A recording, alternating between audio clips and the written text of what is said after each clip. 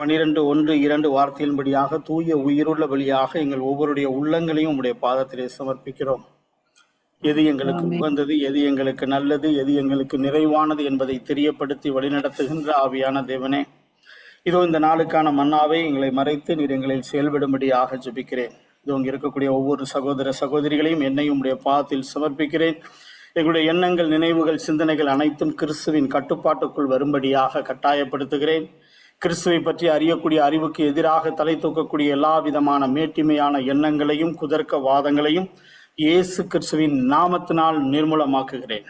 பிதா நடாத நாற்றுக்கள் எவ்வாறு வேரோடு பிடுங்கப்படுகிறதோ, இதோ இந்த இறை பகிர்வுக்கு, இந்த ஜெப வழிபாட்டுக்கு எதிராக இருக்கக்கூடிய வேண்டாத நாற்றுக்கள் அனைத்தையும் இயேசு கிறிஸ்துவின் நாமத்தினால் வேரோடு பிடுங்கி கடலில் போய் வேரூன்றி நிற்கும்படியாக கட்டளையிடுகிறேன். ஆவியானவரே, மோசைக்கு முன்பாக சென்று உம்முடைய சமூகம் இதோ இந்த நாளில் எங்களுக்கு முன்பாக சென்று வழிநடத்தும்படியாக ஜெபிக்கிறேன்.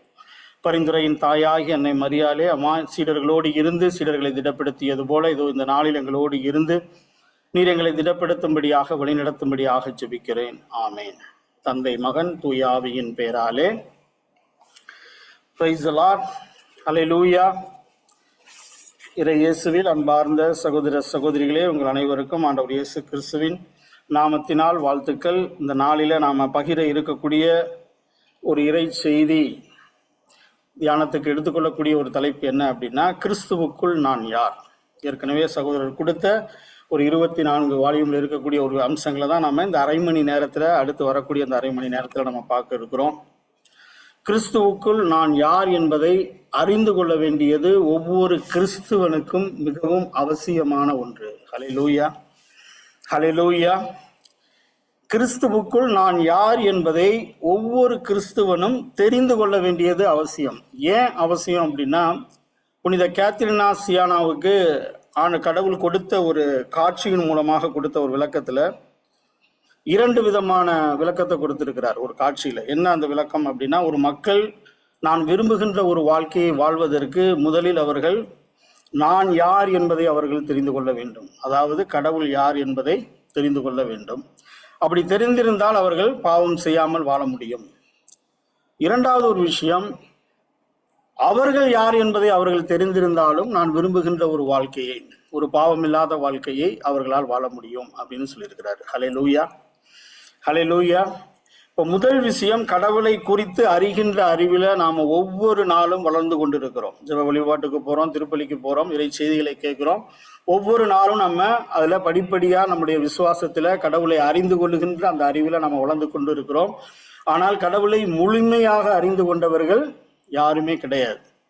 அப்போ இரண்டாவது விஷயம் என்ன சொல்லப்படுகிறது, நான் யார், கிறிஸ்துவுக்குள்ள நான் யாராக இருக்கிறேன் அப்படிங்கிறத நான் தெரிஞ்சிருந்தேன் அப்படின்னா, நான் அறிந்திருந்தேன் அப்படின்னா, நானும் கடவுளுக்கு விரும்புகின்ற ஒரு வாழ்க்கையை வாழ முடியும். ஹல்லேலூயா, ஹல்லேலூயா.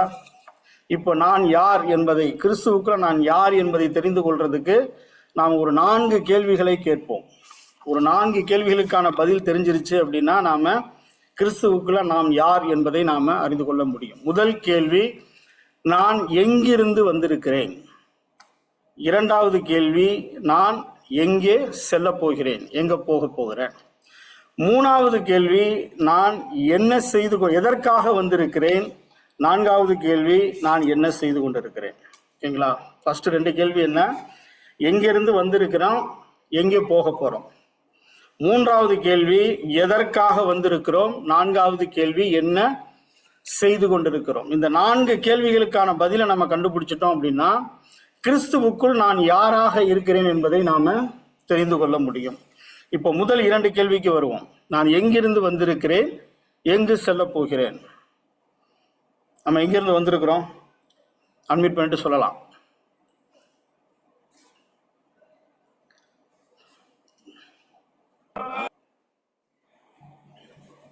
எங்கிருந்து வந்திருக்கிறோம், நிறைய பேர் சொல்லுவோம் தாயின் கருவிலிருந்து வந்திருக்கிறோம் அப்படின்னு சொல்லுவோம். ஆனால் ஒரு இறை வார்த்தை சொல்லுகிறது, எடுத்து வாசிக்கலாம். சபையுரையாளர் 12வது அதிகாரம் 7வது இறை வார்த்தை. நாம் முதலில் கேட்ட 2 கேள்விகளுக்குமான பதில் சபையுரையாளர் 12வது அதிகாரம் 7வது இறை வார்த்தையில மிக தெளிவாக நமக்கு சொல்லப்பட்டிருக்கிறது. எடுத்தவங்க வாசிக்கலாமா?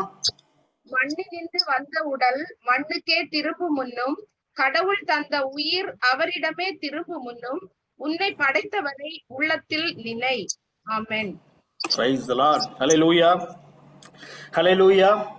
நம்ம கேட்ட 2 முதல் கேள்விகளுக்குமான பதில் இந்த இறை வார்த்தையில இருக்குது. மண்ணில் இருந்து வந்த உடல் மண்ணுக்கு திரும்பும் முன்னும், கடவுள் தந்த உயிர் அவரிடமே திரும்பும் முன்னும் உன்னை படைத்தவரை உள்ளத்தில் நினை. இதனுடைய செயலாக்கம், இதனுடைய செயல்பாடு எங்க இருக்குது அப்படின்னு பார்த்தோம்னா, தொடக்க நூல் 2வது அதிகாரம் 7வது இறை வார்த்தையில நமக்கு எப்படி மனிதனை உருவாக்கினார் என்பது நமக்கு சொல்லப்படுகிறது. அப்பொழுது ஆண்டவராகிய கடவுள் நிலத்தில் மண்ணால் மனிதனை உருவாக்கி அவன் நாசிகளில் உயிர் மூச்சை ஊத மனிதன் உயிர் உள்ளவன் ஆனான்.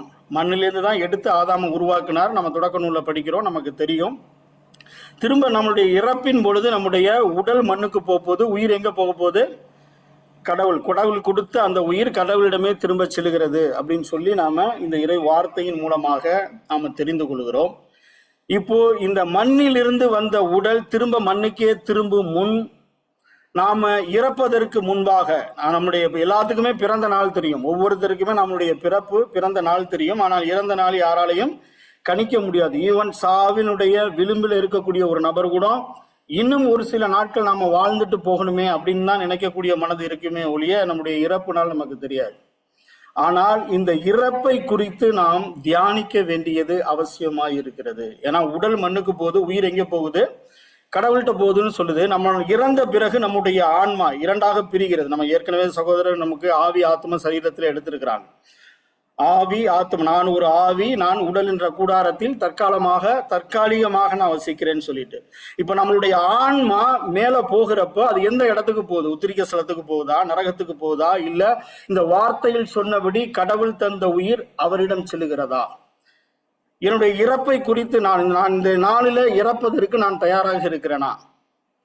நாம என்ன இன்னைக்கு ஒரு வாழ்க்கையை குறித்து தியானத்துக்கு எத்தனையோ பிரச்சனைகளோடு இங்க நம்ம வந்திருக்கிறோம். ஜெப வழிபாட்டுக்கு ஒரு சொல்யூஷனுக்கு, ஒரு தீர்வுக்காக வந்திருக்கிற நேரத்துல இறப்பை குறித்து தியானிப்பது அவசியமா அப்படின்னா, கண்டிப்பாக கிறிஸ்தவர்கள் இறப்பை குறித்து தியானிப்பது அவசியம். ஏன்னா இறப்புக்கு நம்ம தயாராகின்ற போது, நான் எந்த அளவுக்கு நான் தயாராக இருக்கிறேன். அண்மையில கடந்த ஒரு சில வருடத்துக்கு முன்பாக எங்களுடைய பங்குல ஒரு தவக்கால தியானம், ஒரு குறுகிய காலத்துல ஏற்படுத்தப்பட்ட ஒரு தவக்கால தியானம். அப்போ அந்த தியானத்துக்கான நேரமும் வந்தது, நாளும் வந்தது.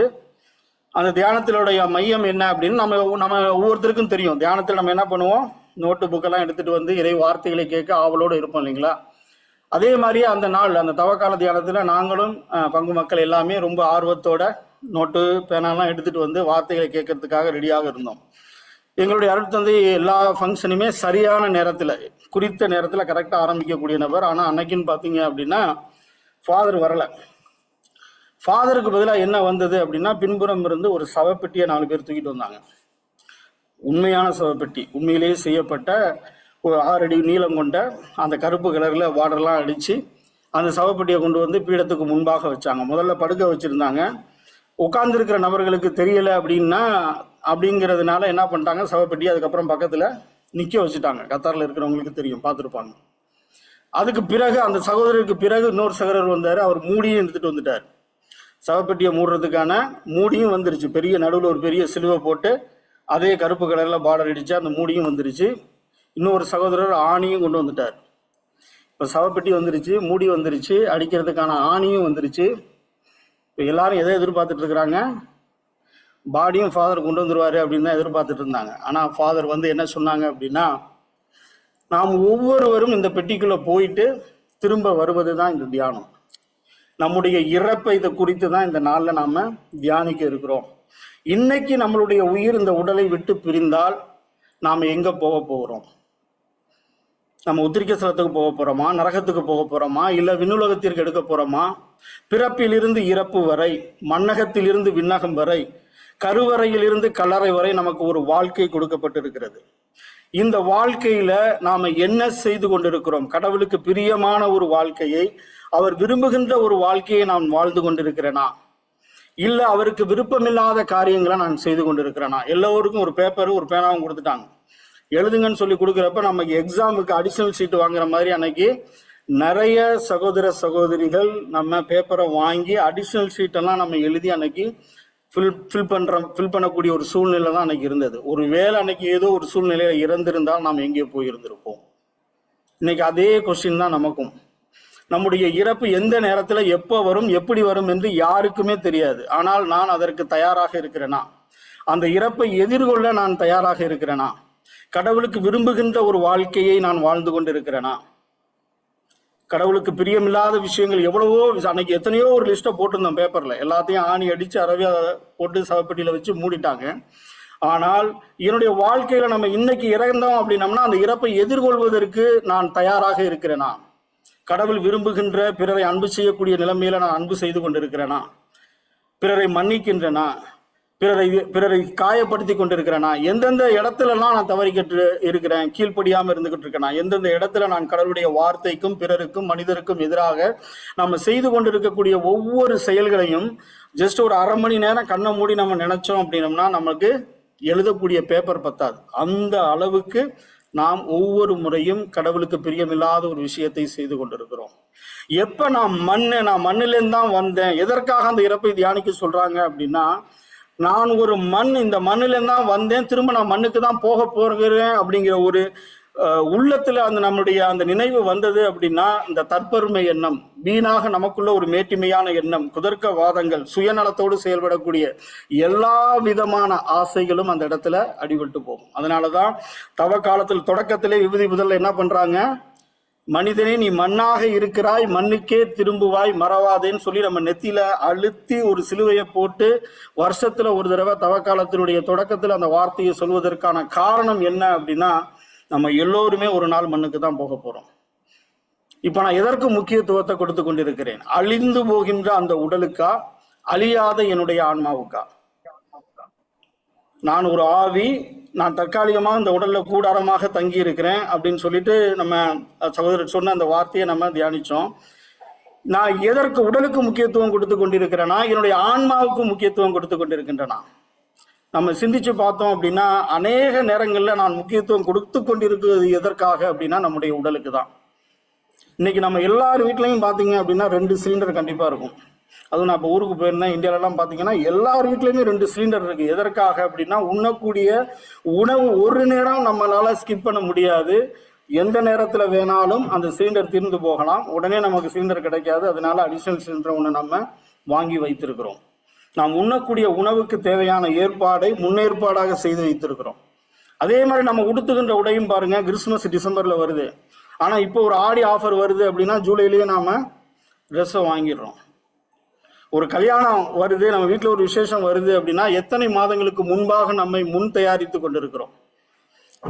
பத்திரிக்கை, திருமண பத்திரிக்கை அடிக்கிறதுல இருந்து யார் பேரை போடலாம், எங்க போடலாம், யாரை அழைக்கலாம், எந்த மண்டபத்தில் வைக்கலாம், எந்த ஃபாதரை கூப்பிடலாம், எந்த இடத்துல சாப்பாடு போடலாம், என்ன சாப்பாடு போடலாம், யார் அரேஞ்ச் பண்ணலாம், டெக்கரேஷன் சொல்லிட்டு ஒரு மிகப்பெரிய ஒரு பிளான் பண்றோம் இல்லைங்களா? உலகப்பூர்வமாக மனித உடலுக்கு தேவையான எல்லாவற்றிற்கும் நாம இத்தனை முக்கியத்துவத்தை கொடுக்கின்ற பொழுது நம்முடைய ஆன்மாவுக்கு நாம் என்ன முக்கியத்துவம் கொடுக்கிறோம்? எடுத்து வாசிக்கலாம். மத்தேயு 16வது அதிகாரம் 26வது இறைவார்த்தை. மத்தேயு 16வது அதிகாரம் 26வது இறைவார்த்தை. நாம் எதற்கு முக்கியத்துவம் கொடுக்க வேண்டும் என்று இந்த இறைவார்த்தை சொல்கிறதுன்னு சொல்லி எடுத்து வாசிக்கலாம். மனிதர் உலகம் முழுவதையும் ஆதாயமாக்கி கொண்டாலும் தம் வாழ்க்கையை இழப்பாரெனில் அவருக்கு கிடைக்கும் பயன் என்ன? அவர் தம் வாழ்க்கைக்கு ஈடாக எதை கொடுப்பார்? Amen. Praise the Lord. Hallelujah. சாதாரண மனிதராக இருந்த சவேரியாரை புனிதராக மாற்றிய ஒரு வார்த்தை. ஒருவர் தனது உலகம் முழுவதும் தனதாக்கி கொண்டாலும் தன்னுடைய ஆன்மாவை இழந்தால் அதனால் கிடைக்கும் பயன் என்ன? நம்ம எதை நோக்கி ஓடிக்கொண்டிருக்கிறோம்? காலையில எந்திரிச்சதுலேருந்து நைட்டு தூங்குற வரைக்கும் எதையோ ஒன்று நோக்கி நாம ஓடிக்கொண்டிருக்கிறோம் நம்முடைய வாழ்க்கையில. ஆனா இங்க வார்த்தை சொல்லுகிறது, இந்த உலகத்தையே தனதாக்கி கொண்டாலும் தன்னுடைய ஆன்மாவை இழந்தால் அதனால் கிடைக்கும் பயன் என்ன? என்னுடைய ஆன்மாவுக்கு நான் எவ்வளவு முக்கியத்துவம் நான் கொடுத்துக்கிட்டு இருக்கிறேன்? ஒவ்வொரு முறையும் கடவுளுடைய விருப்பத்துக்கு மீறாக கீழ்ப்படியாமல், இறை வார்த்தைக்கு கீழ்ப்படியாமல் நம்ம செய்யக்கூடிய ஒவ்வொரு விஷயமும் நாம் செய்கின்ற பொழுது நம்முடைய ஆன்மா கரைபட்டு கொண்டிருக்கிறது. உடலுக்கு நம்ம கொடுக்கக்கூடிய அதே முக்கியத்துவத்தை நமக்கு அந்த ஆன்மாவுக்கு கொடுக்கின்றோமா? நான் தெரிந்தே செய்யறோம். இதெல்லாம் தவறு அப்படிங்கிறது நமக்கு சொல்ல வேண்டிய அவசியம் இல்லை. எதெல்லாம் தவறு என்பது நமக்கு சொல்லி காட்டப்பட்டிருக்கிறது, நமக்கு தெரிந்ததுதான். அத்தனை தவறுகளும் நாம் தெரிந்தே செய்த பொழுதும் அந்த ஆன்மாவை கரைபடியாமல் பார்த்து கொள்ள நம்மால் முடிகிறதா? நாம சிந்திக்கக்கூடிய ஒரு விஷயம். நம்முடைய ஆன்மாவை எந்த அளவுக்கு நம்ம பாதுகாத்துட்டு இருக்கோம், எப்படி பாதுகாக்கணும்? கத்தோலிக்க திருச்சபை நமக்கு ஒரு அருமையான அருட்சாதனத்தின் மூலமாக அந்த வழியை கொடுத்திருக்கு. ஒப்புரவு அருட்சாதனத்தின் மூலமாக எப்பெல்லாம் நம்ம ஒப்புரவு அருட்சாதனத்துல நம்ம செய்த எல்லா பாவங்களையும் நம்ம ஒப்பு கொடுக்கின்றோமோ, அந்த பாவ மன்னிப்பு கூண்டுல போய் ஃபாதர்கிட்ட அறிக்கையை நாம சமர்ப்பிக்கிறோமோ, 2 நன்மைகள் நம்மளுடைய வாழ்வில் நடக்குது. ஒன்று, நாம் அறிக்கைகின்ற இடுகின்ற எல்லா பாவங்களும் அந்த பாவ சங்கீதத்தின் தொட்டில மன்னிக்கப்படுது. பிதாசுதன் பரிசுத்தாவியின் பெயரால் உன்னுடைய பாவங்களை நான் மன்னிக்கிறேன்னு சொல்றப்ப நாம் அறிக்கையிட்ட எல்லா பாவங்களும் மன்னிக்கப்படுகிறது. 2வது நன்மை என்ன நமக்கு கிடைக்குது அப்படின்னா, இனி அத்தகைய பாவங்களை செய்யாமல் இருப்பதற்கான கிருபை நமக்கு கிடைக்கிறது. ஹல்லேலூயா, ஹல்லேலூயா. இந்த ஒரு உன்னதமான வாய்ப்பை எத்தனை பேர் நாம பயன்படுத்தி நம்முடைய ஆன்மாவை நாம் பரிசுத்தப்படுத்தி கொண்டிருக்கிறோம்? நம்ம ஈஸியா சொல்லலாம், நமக்கு நான் அந்த அளவுக்கு பாவம் செய்யலை அப்படின்னு. ஆனா இறை வார்த்தை சொல்லுகிறது, சகோதரனை பார்த்து முட்டாளே அறிவிலியேன்னு சொன்னா எரி நரகத்துக்கு போகணும்னு வார்த்தை சொல்லுது. அப்ப இந்த ஒரு வார்த்தையின் மூலமாக நாம் ஒரு நாளைக்கு எத்தனை தவறுகளை செய்து கொண்டிருக்கிறோம் என்பது தெரியும். நமக்கு பார்க்கிறப்ப பழைய ஏற்பாட்டோட கட்டளைகள்லாம் பயங்கரமா தெரியும். ஆனா அதை விட பயங்கரமான கட்டளைகள் புதிய ஏற்பாட்டில் கொடுக்கப்பட்டிருக்கிறது. சகோதரனை பார்த்து அறிவு கெட்டவன், அறிவில் முட்டாள்னு அப்படின்னு நம்ம சொல்றப்போ அந்த அந்த வார்த்தை நம்மை எரி நரகத்துக்கு இட்டு செல்லும் அப்படின்னு சொல்லுது வார்த்தை. பழைய ஏற்பாட்டுல ஒரு பெண்ணோட பிசிக்கலா நம்ம இருந்தால்தான் விபச்சாரம். ஆனா இங்க சிந்தனைகள் நினைத்தாலே நீ விபச்சாரம் செய்தாயிட்டுன்னு புதிய ஏற்பாட்டு கட்டளை நமக்கு சொல்லுகிறது. எத்தனை முறை நாம பாவ சங்கீர்த்தனம் செய்து நம்முடைய ஆன்மாவை பரிசுத்தப்படுத்தி இருக்கிறோம். அன்னை மரியாள் 3 நாட்களுக்கு ஒரு முறை பாவ சங்கீர்த்தனம் செய்வாங்களாம். நம்மோடு வாழ்ந்து புனிதையாக இருந்த அன்னை மரியாளே 3 நாளைக்கு ஒரு தடவை பாவ சங்கீர்த்தனம் செய்கின்ற பொழுது நாம் எத்தனை நாளைக்கு ஒரு தடவை செய்யணும்? நினைச்சு பார்ப்போம். இந்த நேரத்துல உள்ளத்துல நம்ம எத்தனை நாளைக்கு ஒரு முறை செய்து கொண்டிருக்கிறோம்? இங்க பல பேர் மாத கணக்குல வருட கணக்குல செய்யாமல் இருக்கலாம். இன்னைக்கு ஆண்டவர் அவங்க கூட தான் பேசிட்டு இருக்கிறார். நம்முடைய திருமணத்துக்கு நம்ம பாவ சங்கீர்த்தனம் செய்ததா இருக்கலாம், இல்ல குழந்தைங்களுடைய புது நன்மைக்கோ இல்ல கன்ஃபர்மேஷனுக்கோ நம்ம பாவ சங்கீர்த்தனம் செய்ததா இருக்கலாம். முதல்ல நம்முடைய ஆன்மாவுக்கு நம்ம முக்கியத்துவம் கொடுப்போம். நம்முடைய தவறுகள் இந்த நாளில கண்டிப்பாக சுட்டி காட்டப்பட்டிருக்கும். அந்த தவறுகளுக்கு நாம் இந்த நேரத்துல ஒரு நிவாரணம் தேடணும் அப்படின்னா முதல்ல ஒரு நல்ல பாவ சங்கீர்த்தனம் செய்ய வேண்டும். ஜீசஸ் மினிஸ்ட்ரியில ஒரு கட்டளை இருக்கு. திருச்சபைக்கு 6 கட்டளைகள் மாதிரி ஜீசஸ் மினிஸ்ட்ரியோட ஊழியர்களுக்கு 4 கட்டளைகள் இருக்கு. அதுல இருக்கிறவங்களுக்கு தெரியும். அதுல 3வது கட்டளை என்ன அப்படின்னா, மாதத்திற்கு ஒரு முறையாவது நல்ல பாவ சங்கீர்த்தனம் செய்ய வேண்டும். குறைந்தது, அதிகம் கிடையாது, குறைந்தது மாதத்திற்கு ஒரு முறையாவது நல்ல பாவ சங்கீர்த்தனம் செய்ய வேண்டும். இந்த நேரத்துல பாவ சங்கீர்த்தனம் செய்யாம மாத கணக்குல வருட கணக்குல யாராவது இருந்தோம் அப்படின்னா முதல்ல நல்ல பாவ சங்கீர்த்தனத்தை செய்து நம்முடைய ஆன்மாவை கரைபடியாமல் கரையாக இருக்கக்கூடிய நம்முடைய ஆன்மாவை அதிலிருந்து விடுவித்துக் கொள்ள முயற்சி செய்வோம். ஹல்லேலூயா, ஹல்லேலூயா. இதுவரை நம்ம பார்த்த விஷயங்கள் என்ன? எங்கிருந்து வந்திருக்கிறோம்? மண்ணிலிருந்து வந்த உடல் நம்ம மண்ணுக்கே திரும்புறோம். விண்ணிலிருந்து அந்த வந்த உயிர் அவரிடமே திரும்புவதற்கு கரைபட்ட நம்முடைய ஆன்மாவை நாம் பரிசுத்தப்படுத்திக் கொள்வது அவசியம். இதுவரை நம்ம பார்த்த விஷயங்கள் அதுதான். நம்முடைய உடல் என்பது ஒரு தற்காலிக கூடாரம், இது ஒரு டெம்பரவரி பிளேஸ், இது நிரந்தரம் கிடையாது. என்னுடைய நாமம், என்னுடைய பெயர், உங்களுடைய ஊருடைய பெயரும் எதற்காக அப்படின்னா என்னுடைய ஆன்மாவுக்கு தான், உடலுக்கு அல்ல. இப்ப ஜான் என்கிற ஒரு நபர் இறந்து போயிட்டார் அப்படின்னா அவருடைய நண்பருக்கோ இல்ல தொலைதூரத்தில் இருக்கக்கூடிய ஒரு சகோதரர்களுக்கோ தெரிவிக்கிறாங்க அப்படின்னா திரும்ப அவர் என்ன கேள்வியை கேட்பாரு? ஜானை எப்ப எடுக்கீங்க அப்படின்னு கேட்க மாட்டார். பாடியை எப்ப தூக்குவீங்கன்னு தான் கேட்பார். அப்ப இந்த உடல்ல உயிர் இருக்கின்ற வரைக்கும் தான் நம்முடைய பெயர். எப்ப இந்த உடல்ல இருந்து உயிர் பிரிகிறதோ, ஆன்மா பிரிகிறதோ, அப்பவே நம்ம பாடி வேற, உடல் வேற, ஆவி வேற, ஆன்மா வேறன்னு ஆயிடுறோம். இந்த ஆன்மா நேரம் எங்க போகணும்? அப்ப கடவுள்கிட்ட போகணும். அப்ப அந்த ஆன்மாவை பரிசுத்தமாக்கி கொள்ள வேண்டியது நம்முடைய கடமையாக இருக்கிறது. ஹல்லேலூயா, ஹல்லேலூயா. இப்போ முதல் 2 கேள்விகளுக்கு நமக்கு விடை தெரிந்திருக்கும், நான் விசுவசிக்கிறேன். நம்ம விடையை பார்த்திருக்கிறோம். 3வது, எதற்காக நாம் இங்கு வந்திருக்கிறோம்? 2 கேள்விகளுக்கு நம்ம விடையை கண்டுபிடிச்சிட்டோம். 3வது கேள்வி, எதற்காக வந்திருக்கிறோம்? ஒரு வாழ்க்கையை நமக்கு கொடுத்திருக்கிறார் இல்லைங்களா? பிறப்பிலிருந்து இறப்பு வரை. இந்த மன்னக வாழ்விலிருந்து விண்ணக வாழ்வுக்கு செல்வதற்கு முன்பாக கொடுக்கப்பட்ட இந்த இடைப்பட்ட காலத்தில் நாம் என்ன செய்து கொண்டிருக்கிறோம்? எசையா 55:11 இறை வார்த்தை சொல்லுகிறது, என் வாயிலிருந்து புறப்பட்டு செல்லும் வாக்கு எப்படி இருக்கும் அப்படின்னா, அது என் விருப்பத்தை செயல்படுத்தி எதற்காக நான் அதை அனுப்பினேனோ அதை வெற்றிகரமாக நிறைவேற்றாமல் வெறுமையாய் என்னிடம் திரும்ப வருவதில்லை. நம்ம எல்லாத்துக்கும் தெரிந்த ஒரு வார்த்தை தான். எந்த நோக்கத்துக்காக பிதாவுடைய வாயிலிருந்து ஒரு வார்த்தை வருகிறதோ அந்த வார்த்தையை வெற்றிகரமாக அவருடைய விருப்பத்தை நிறைவேற்றி மீண்டும் அவரிடம் திரும்புகிறது. இந்த வார்த்தையினுடைய விளக்கத்தை எப்படி நம்ம புரிந்து கொள்ள வேண்டும் என்றால், வாக்கு மனுவுருவானார், நம்மிடையே குடிகொண்டார். ஆண்டவர் இயேசு கிறிஸ்து தான் வார்த்தையான தேவன். நமக்கு நல்லா தெரியும். யோவான் 1:அதிகாரத்துல, தொடக்கத்தில் வாக்கு இருந்தது, அவ்வாக்கு கடவுளோடு இருந்தது, அவ்வாக்கு கடவுளாயும் இருந்தது அப்படின்னு சொல்லி நம்ம வாசிக்கிறோம். அந்த வார்த்தையான இயேசு கிறிஸ்து பிதாவினுடைய விருப்பத்தை செயல்படுத்தி எந்த நோக்கத்திற்காக இந்த உலகிற்கு வந்தாரோ அதை நிறைவேற்றி வெற்றிகரமாக நிறைவேற்றி மீண்டும் அவரிடம் சென்றது போலவே உங்களுக்கும் எனக்கும் ஒரு திட்டத்தை கொடுத்து அந்த திட்டத்திற்காக நாம் அழைக்கப்பட்டிருக்கிறோம். ஹல்லேலூயா, ஹல்லேலூயா. சமாரிய பெண்ணுகிட்ட ஆண்டவர் உரையாடி கொண்டிருக்கிறப்ப சீடர்கள் வந்து ஆண்டவர்கிட்ட கேட்கிறாங்க, ஆண்டவரே நீங்க உணவு அருந்தி விட்டீர்களான்? அப்ப ஆண்டவர் என்ன சொல்றாரு? தந்தையினுடைய வேலையை செய்வதே என்னுடைய உணவு அப்படின்னு சொல்றாரு. 12 வயதில் காணாம போன சிறுவனை பார்த்து அன்னை மரியாள் சொல்றாங்க, நானும் உன் தந்தையும் உன்னை தேடிட்டு இருந்தோமே, நீ எங்கப்பா போயிருந்தேன்னு கேட்கிறப்ப என்ன சொல்றாரு ஆண்டவர்? தந்தையின் அலுவல்களில் ஈடுபட்டு இருக்க வேண்டும் என்பது உங்களுக்கு தெரியாதா? அவர் எந்த நோக்கத்திற்காக வந்தார் என்பதை அவர் முழுமையாக அறிந்திருந்தார், புரிந்திருந்தார். அதனால அவர் பிதாவினுடைய திட்டத்தை வெற்றிகரமாக நிறைவேற்றி, பிதாவினுடைய விருப்பத்தை நிறைவேற்றி, கல்வாரி சிலுவையில் அவர் இருக்கின்ற பொழுது, ஆண்டவரே எல்லாம் நிறைவேறிற்று, தந்தையே எல்லாம் நிறைவேறிற்று, என் ஆவியை உம்முடைய கரங்களில் ஒப்படைக்கிறேன்னு சொல்லி அந்த ஆவியை பிதாவிடம் ஒப்படைத்தார். அவர் எப்படி பிதாவுடைய விருப்பத்தை நிறைவேற்றி அவருடைய ஆவியை பிதாவிடம் ஒப்படைத்தாரோ அதே போல உங்களுக்கும் எனக்கும் ஒரு திட்டம், ஒரு நோக்கம் இருக்கிறது. அந்த நோக்கத்திற்காக தான் நாம் அழைக்கப்பட்டிருக்கிறோம். ஹல்லேலூயா, ஹல்லேலூயா. யோவான் 6:38 இறைவார்த்தை சொல்லுகிறது, என் சொந்த விருப்பத்தை நிறைவேற்ற அல்ல, என்னை அனுப்பியவரின் விருப்பத்தை நிறைவேற்றவே நான் வந்தேன். அவர் எதற்காக வந்தேங்கிறத ரொம்ப தெளிவா தெரிந்து வைத்திருந்ததுனால அவர் அந்த திட்டத்தை நிறைவேற்ற முடிஞ்சிச்சு. ஆனா நாம எந்த நோக்கத்தோடு இங்க அழைக்கப்பட்டிருக்கிறோம்?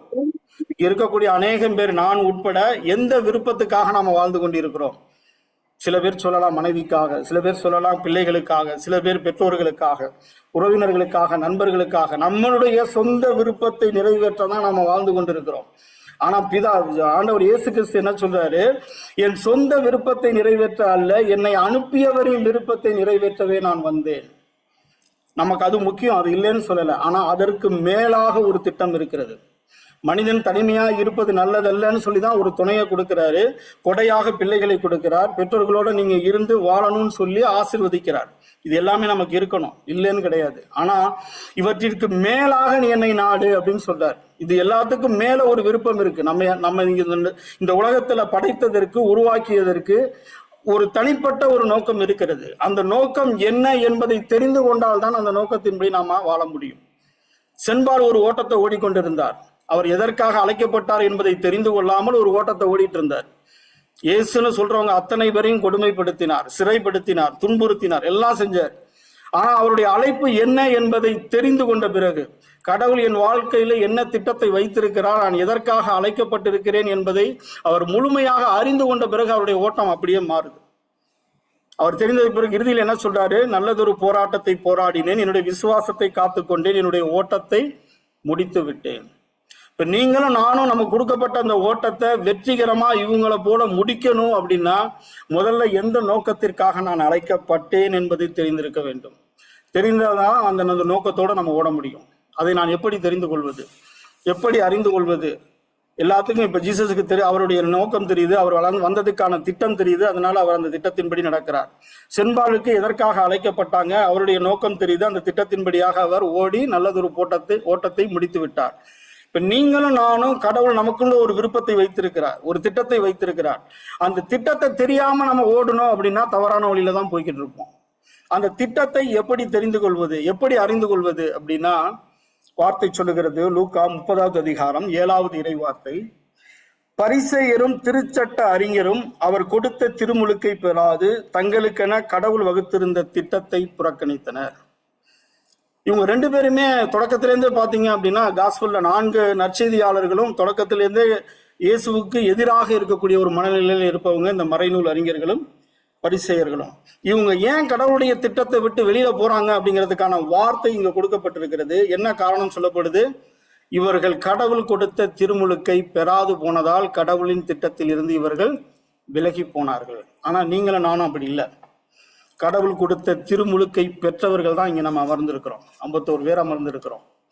கடவுள் கொடுத்த திருமுழுக்குல என்ன நடக்குது அப்படிங்கிறத நம்ம முழுமையாக தெரிந்து கொண்டால் நான் யார் என்பதற்கான விடை தெரிந்துவிடும்.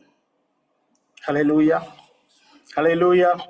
திருமுழுக்குல என்ன நடக்குது, என்ன நடந்திருக்கு, நான் என்னவாக மாற்றப்பட்டிருக்கிறேன் அப்படி என்பதை நான் தெரிந்திருந்தால் நான் யார் என்பதை நான் தெரிந்து கொள்ள முடியும். நான் யார் என்பதை நான் தெரிஞ்சிருந்தேன் அப்படின்னா என்னுடைய திட்டத்தின்படி நாம கடவுளுடைய திட்டத்தின்படி நாம மிகச்சரியாக நடத்தப்படுவோம், வழிநடத்தப்படுவோம். கடவுள் திருமுழுக்குல என்ன நடக்குது எடுத்து வாசிக்கலாம். எபேசியர் 1வது அதிகாரம் 13வது இறைவார்த்தை. எபேசியர் 1வது அதிகாரம் 13வது இறைவார்த்தை.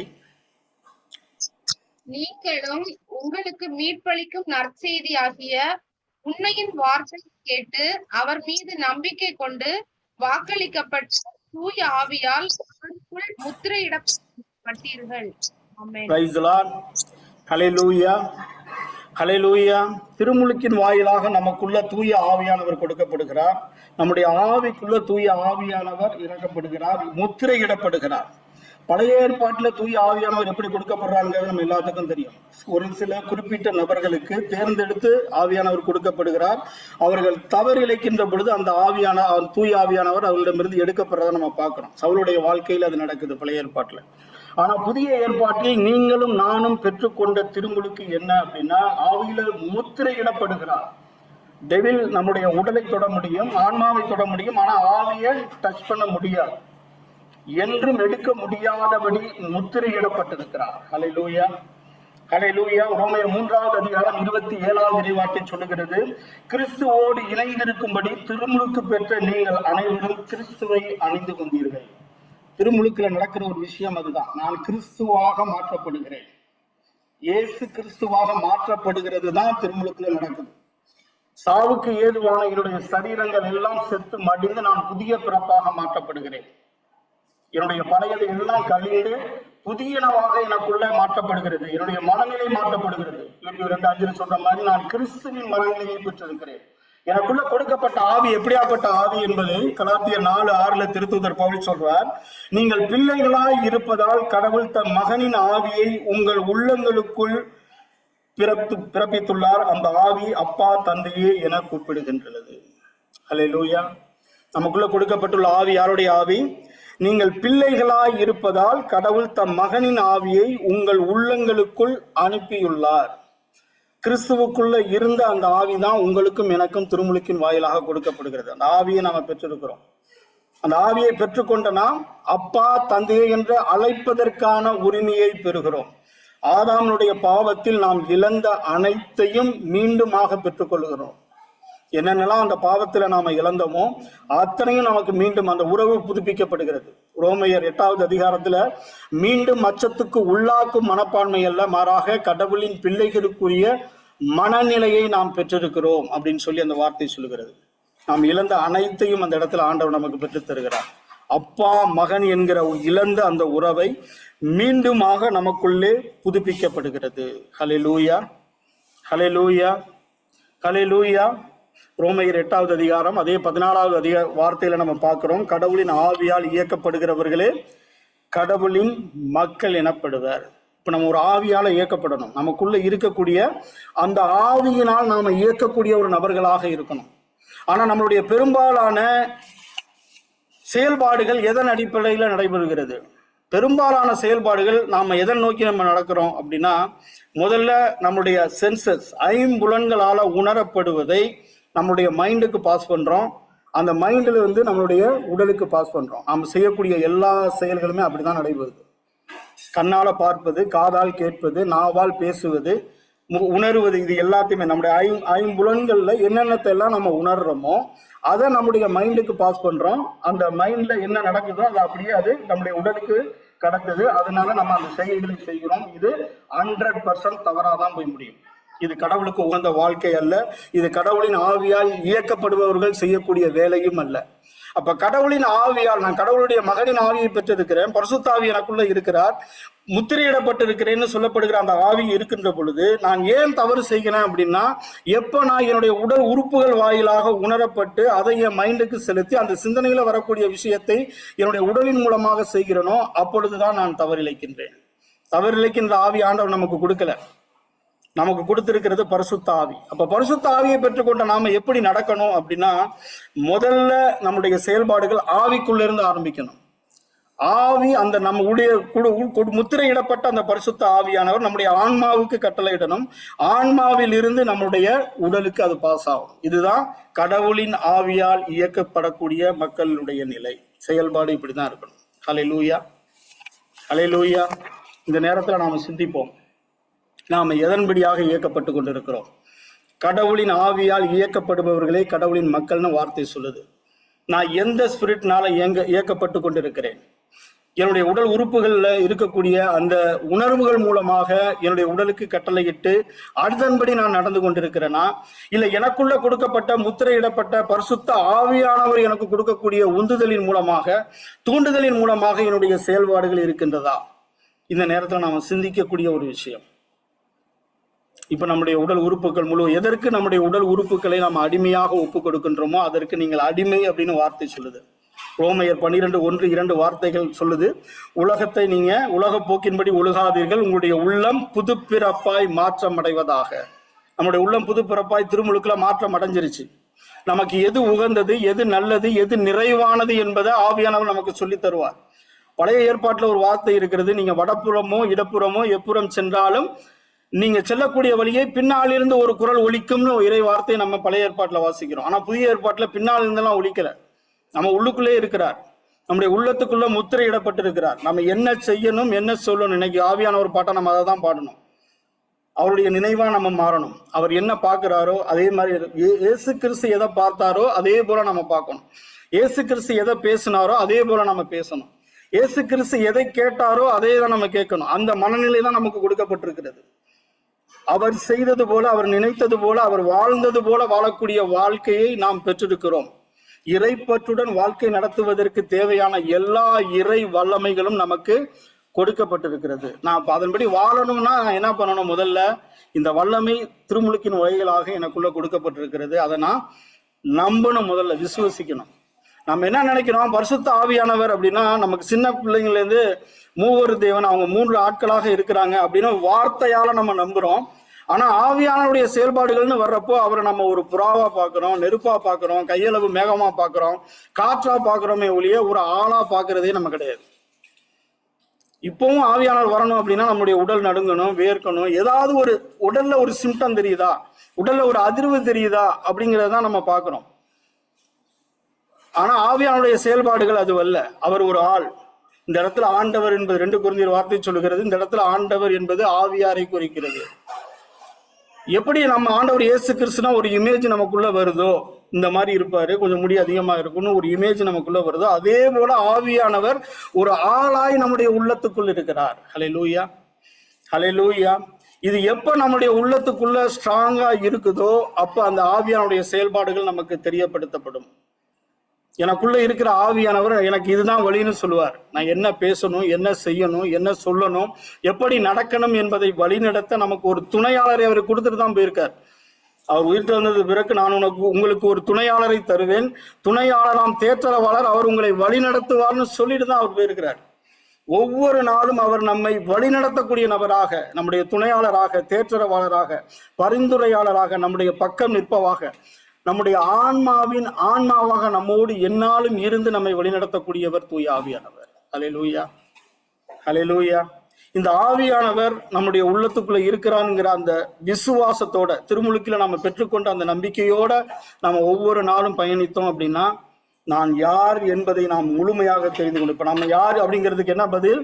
நான் கடவுளின் பிள்ளை, கடவுளின் மகனின் ஆவி எனக்குள்ள கொடுக்கப்பட்டிருக்கிறது. திருமுழுக்கின் வாயிலாக நான் தூய ஆவியானவரை பெற்றிருக்கிறேன். அவர் எனக்குள்ள முத்திரையிடப்பட்டிருக்கிறார், எடுக்க முடியாதபடி முத்திரையிடப்பட்டிருக்கிறார்.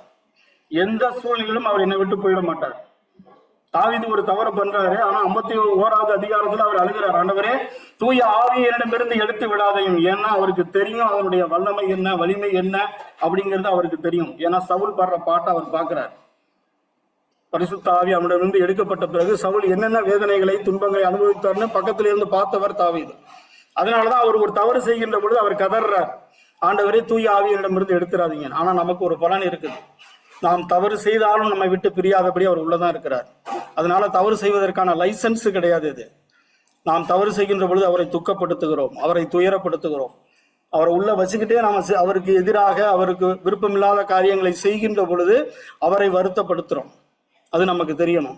இந்த நேரத்தில் நாம் கற்றுக்கொண்ட எல்லா விஷயங்களையும் நினைவு கூர்ந்து கிறிஸ்துவுக்குள் நான் யாராக இருக்கிறேன் அந்த கேள்வியை கேட்போம், உள்ளத்துக்குள்ள கேட்போம். என்னுடைய ஆன்மா இப்பொழுது நான் இறந்தால் அது கடவுளுடைய பாதத்துக்கு செல்வதற்கு தயாராக இருக்கிறதா? நம்மையே நாம கேட்கக்கூடிய ஒரு கேள்வி இது. விபூதி புதன் மட்டும் நம்ம நெத்தியில போடுற சிலுவையில அன்னைக்கு மட்டும் நம்மளுடைய இறப்பை தியானிக்கக்கூடிய நேரம் அல்ல. ஒவ்வொரு நேரமும் ஒவ்வொரு நிமிடமும் நாம இறந்தால், ஏன்னா இறப்பு எப்ப வேணாலும் யாருக்கு வேணாலும் வரலாம். அந்த இறப்பை எதிர்கொள்ள நான் கிறிஸ்துவ வாழ்க்கையை வாழ்ந்து கொண்டிருக்கிறேனா?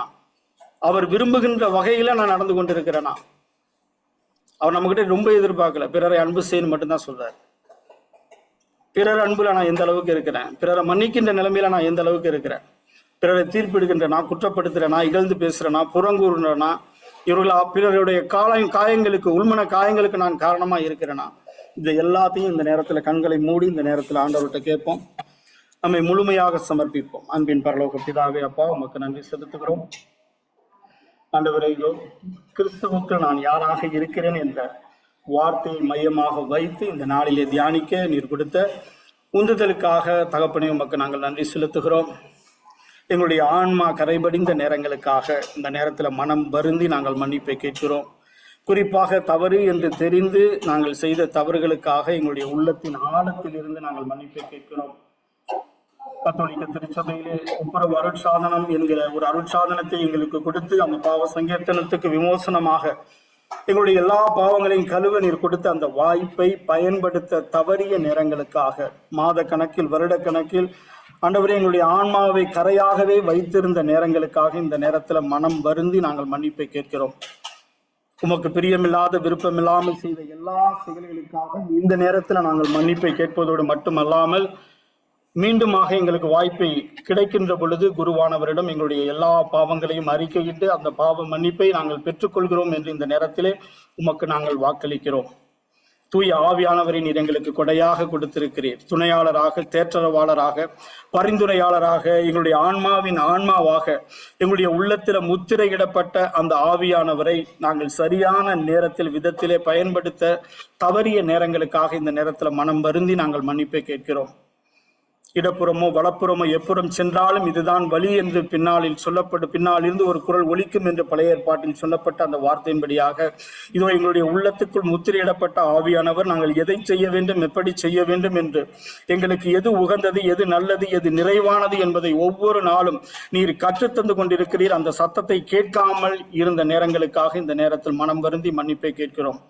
உம்முடைய செயல்பாடுகளை அறியாமல் இருந்த நேரங்களுக்காக நாங்கள் இந்த நேரத்தில் மன்னிப்பை கேட்பதோடு கிறிஸ்துவுக்குள் நான் யார் என்பதை இந்த நாளிலே எங்களுக்கு நீர் புரிய வைத்திருக்கிறீர். அதற்காக இந்த நேரத்தில் நன்றி செலுத்துகிறோம். கடவுளின் மகனின் ஆவி எங்களுக்குள்ளே கொடுக்கப்பட்டிருக்கிறது. என்னுடைய பழைய மனித இயல்புகள் எல்லாம் என்னிடமிருந்து களையப்பட்டு ஒரு புதிய மனித இயல்பை நான் அணிந்திருக்கிறேன். கிறிஸ்துவின் மனநிலைக்குள் நான் மாறியிருக்கிறேன். கிறிஸ்து இயேசு கொண்டிருந்த மனநிலையே எங்கள் ஒவ்வொருவருக்குள்ளும் ஊற்றப்பட்டிருக்கிறது என்பதை இந்த நாளிலே நீர் எங்களுக்கு புரிய வைத்ததற்காக தகப்பனே உமக்கு நாங்கள் நன்றி செலுத்துகிறோம். இந்த பகிர்விலே நாங்கள் கற்றுக்கொண்ட ஒவ்வொரு வார்த்தைகளும் எங்கள் இதய பலகையில் எழுதப்பட்டு அதன்படி நடக்கக்கூடிய கிருபையை எங்களுக்கு தந்து வழிநடத்தியதற்காக தகப்பனே உமக்கு நன்றி. தந்தை, மகன், தூய ஆவியின் பெயராலே ஆமென்.